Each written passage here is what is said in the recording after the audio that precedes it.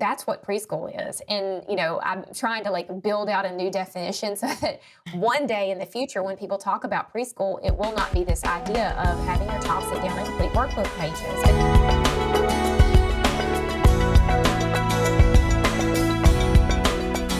As we look at preschool, I know that so many people think, well, preschool just isn't even necessary. Like during those years, shouldn't we just let them play? And some people even kind of get shamed for thinking about preschool and that it can be damaging to young kids. Talk Mhm. about the preschool years and why those years really are important for our kids' development. Well, it all comes back to that definition that we mentioned before, and I think on the earlier podcast, where we have to reframe how we think about preschool.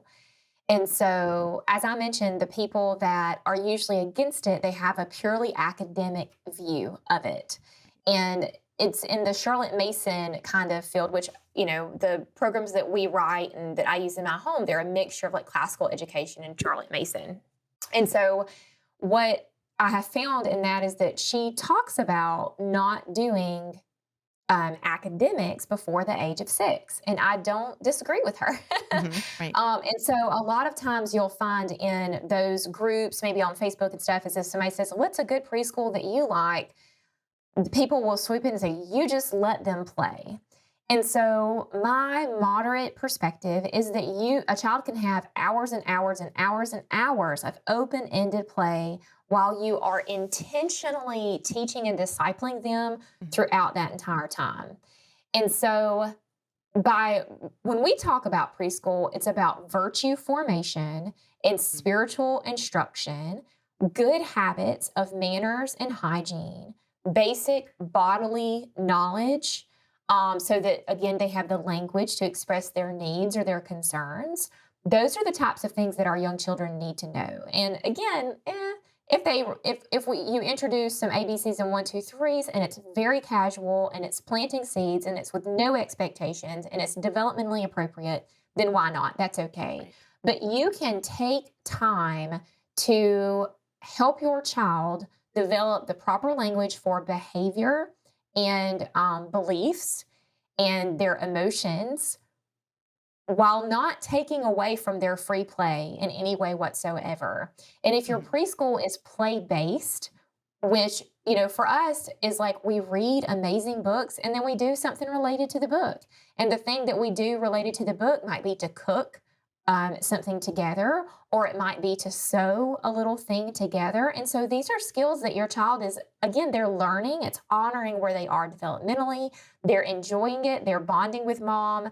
They are making their home more beautiful. They're helping to feed their family.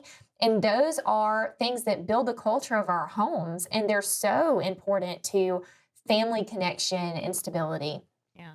And so those things, that's what preschool is. And, I'm trying to like build out a new definition so that one day in the future, when people talk about preschool, it will not be this idea of having your child sit down and complete workbook pages. Because Right. I agree, I'm not having my child do that either. We might sit down and kind of like do an emotional assessment and check off that emotion and maybe write their name.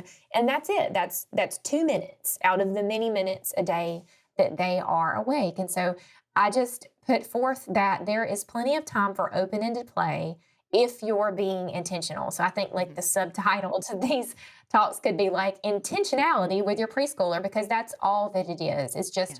thinking ahead, having a plan, not letting the space between toddlerhood and early education, like kindergarten, first grade, not letting that just be dead space Right. that just think that like there's not much to do here. Like let them be feral or whatever. Right. Like let them just kind of lead them their own selves and make up their own minds and just kind of stay out of trouble. Like you're just managing them, but you're not being intentional. Those years are there for a purpose. They're not ready for academics yet, but there's a whole lot that they are ready for that they deeply need in their soul and in their mind, that you have to be intentional to instruct them in those things.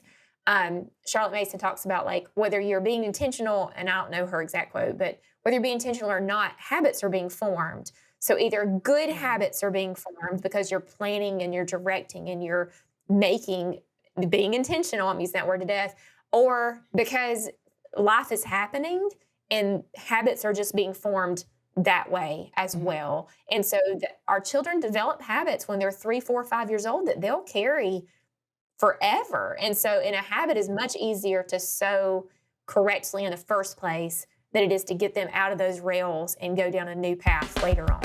Homeschool Insights is sponsored by CTC Math. If you're looking for a great online math program, visit ctcmath.com and try it for free. For more great homeschool inspiration and resources, listen to the Schoolhouse Rocked podcast every Monday, Wednesday, and Thursday.